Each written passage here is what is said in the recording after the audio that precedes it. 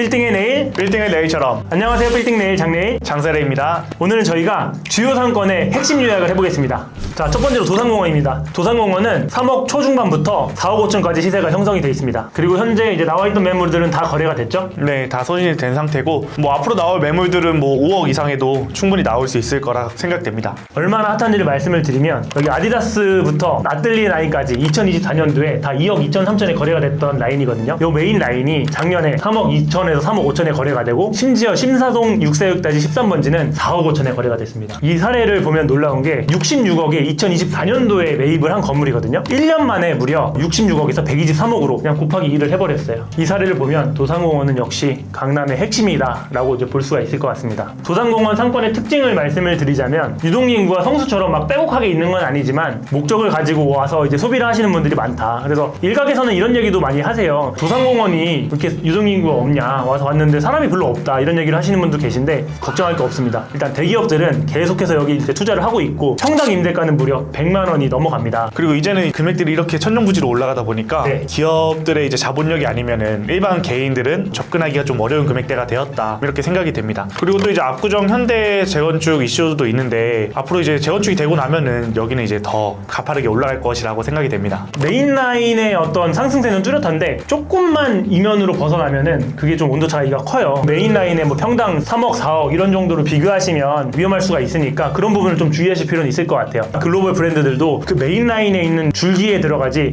그 안쪽이 한 골목 더 이면에 이제 발길이 잘 닿지 않는 그런 쪽까지는 가지는 않는 것 같아요, 아직은.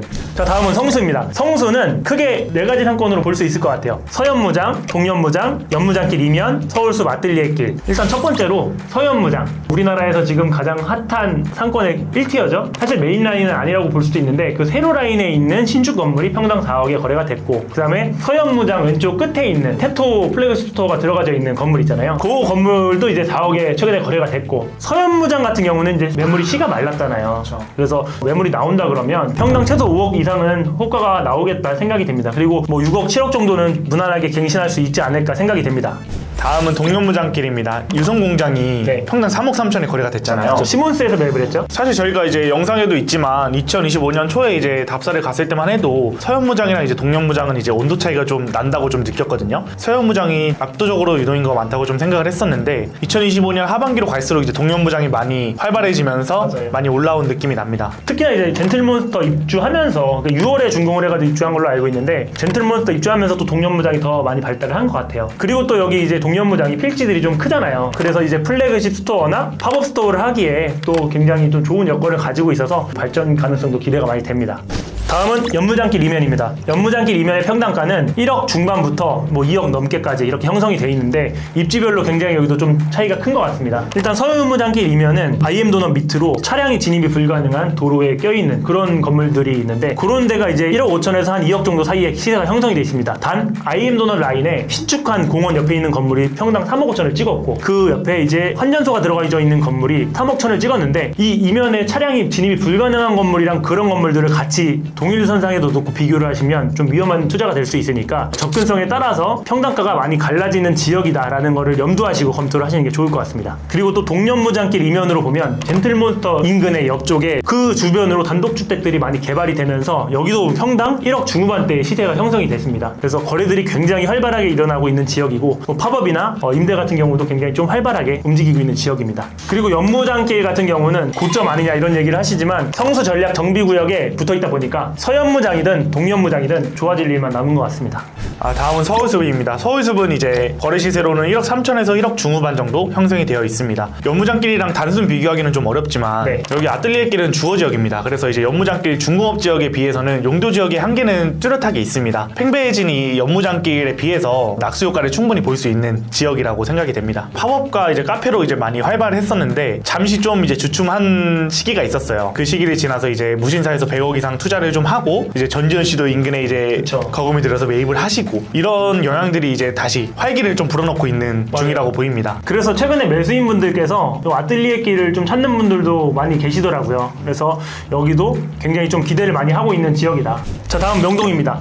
명동의 메인 라인인 명동 8길은 평당 7, 8억 정도의 시세가 형성이 돼 있습니다. 특히나 이제 코로나 전과 후에 온도 차이가 가장 심한 상권 중에 하나인데 명동 2가 33-7번지 기준으로 보면 코로나 이전에 2017년도에는 평당 임대료가 140만 원에 육박했습니다. 그러나 2024년 코로나 이후에 평당 임대료는 42만 원 정도로 거의 평당 임대가가 100만 원 이상 낮아진 건물입니다. 그래서 그 건물도 임대료 하락에 따른 손절 매각을 했던 사례 중에 하나입니다. 최근에 제가 이제 느낀 거는 이제 명동역 6번 출구부터 두 블록 위에까지 그 라인은 코로나 이전 그 모습 그대로예요. 그래서 지금 보면 조금 촌스러운 느낌이 드는 것 같고 그 두 블록 위에부터 그 우리은행까지 또 거기서 을지로 입구역까지 조금 더 트렌디한 그 업종들이나 간판들이 많이 보이는 것 같아요. 그래서 구시가지와 신시가지가 함께하는 그런 느낌을 최근에 받았거든요. 왜 명동역 쪽이 죽고 2호선 쪽 가까운 데가 이렇게 살아났을까 이유를 생각을 해봤는데 이게 홍대 입구역도 2호선이잖아요. 네. 근데 이제 을지로 입구 명동이잖아요. 네. 그것도 2호선이고 성수역도 2호선이에요. 그래서 외국인 관광객이 2호선 라인을 동선을 짜기에 너무 좋은 게 을지로 입구역이 좀 발전할 수밖에 없는 그런 이유이지 않았나 생각이 됩니다. 대신에 이제 좀 주의할 점이 있어요. 명동 6길이라고 있습니다. 명동 8길 바로 메인길 옆에 있는 라인인데 여기 같은 경우에는 한 블럭 이면인데 유동인구가 거의 뭐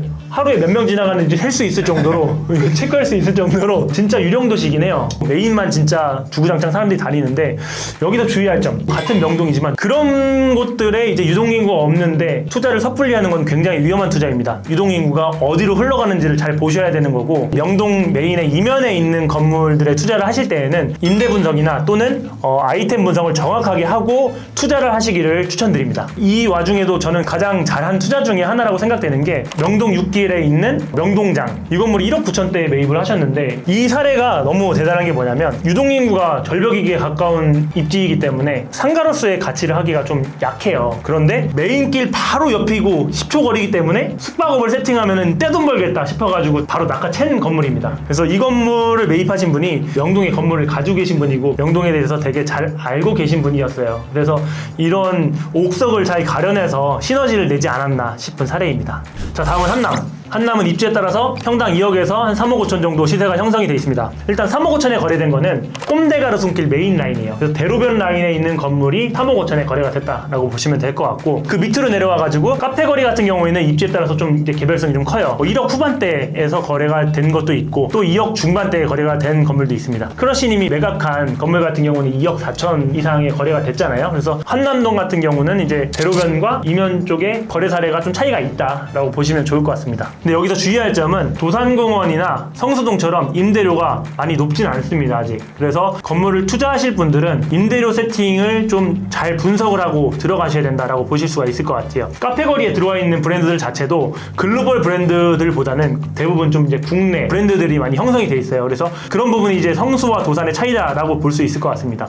자, 다음은 홍대. 홍대는 이제 연트럴파크랑 클럽거리 이렇게 좀 나눠볼 수 있을 것 같습니다. 우선 연트럴파크에는 메인 입지에 따라서 한 1억 중반대 정도의 형성이 되어 있고요. 미로길 같은 경우에는 평당 8, 9천만 원 정도의 형성이 되어 있습니다. 홍대 입구역이 이제 2호선도 있지만 이제 공항철도선이 있잖아요. 공항에서 접근이 유리해서 외국인들의 이제 숙박 니즈가 큰 지역이라고 볼 수 있습니다. 역출구에서 나와가지고 캐리어를 들고 막 다니는 사람들도 굉장히 많았어요. 연트럴파크 메인은 상가들로 많이 리테일이 구성이 돼 있지만 그 이면 쪽으로는 어떤 숙박업에 대한 니즈가 많고 공급도 굉장히 많은 지역이다라고 볼 수 있을 것 같습니다. 저는 이제 연트럴파크에서 주의할 점은 이제 특히 미로길, 네. 미로길이 좀 주의하셨으면 좋겠습니다. 여기 왜냐하면은 현장에 가봤을 때 1층 제외하고 이제 기준층에 이제 임대가 공실이 많았던 걸로 기억을 합니다. 아무래도 이제 필지들이 작고 건물 규모가 작다 보니까 매매 가격 자체 볼륨이 그렇게 높지가 않아요. 그래서 매수인들도 많이 검토를 하시고 또 이제 중개하시는 분들도 많이 추천을 하는 지역 중에 하나이긴 한데 2021년, 22년 고점 이후로 매매가가 이제 회복이 안 되고 있어요. 거의 약간 좀비 상권처럼 변해가고 있고 차장님 말씀 주신 것처럼 1층에만 상가들은 이제 좀 잘 굴러가는 편이긴 한데 2층, 3층, 4층 이런 데가 대부분 다 공실입니다. 그래서 기준층에 임대 아이템이 따로 없으시면 이거를 굉장히 큰 숙제로 생각을 하시고 접근을 하시는 게 맞을 것 같아요. 다음은 홍대 클럽거리입니다. 평당 1억에서 1억 5천 정도의 시세가 형성이 되어 있습니다. 홍대 클럽거리면 서울에서 가장 메인 상권 중에 하나인데 평당가가 왜 이렇게 낮게 형성이 되어 있냐라고 물어보시는 분들이 계실 수도 있는데 일단 그 메인 거리나 그 라운지 클럽 거리들이 밤에만 활성화되는 상권이기도 하고 지하나 이런 데가 오히려 클럽이나 라운지가 들어가서 장사가 잘 되는 반면에 기준층이 조금 맥을 못 추는 경우가 많이 있어요. 있어요. 컨셉이나 아이템을 잘못 잡으면 임차인들이 많이 고생을 하는 경우가 있어서 기준층에 대한 임대 리스크가 조금 있는 상권이라고 볼 수 있을 것 같습니다. 그리고 여기가 시세가 왜 이렇게 다른 지역에 비해서 낮은지 이렇게 생각을 해보면 일단 20대 초중반의 수요가 많이 밀집한 곳이에요. 그러다 보니까 이제 객단가가 높으면은 장사가 안 될 수밖에 없기 때문에 저도 20대 초반에 굉장히 많이 갔긴 했었거든요. 근데 이제 돈이 없다 보니까 뭐 술 한 잔을 사 먹더라도 이제 좀 저렴하게 그냥 작은 걸로 이런 걸로 이제 알뜰하게 먹고 했는데 그러다 보니까 이제 기준층들의 임대료를 많이 지불할 수 있는 업종들이 좀 안 들어오는 것 같아요. 그게 이 상권의 단점이 아닌가 싶습니다.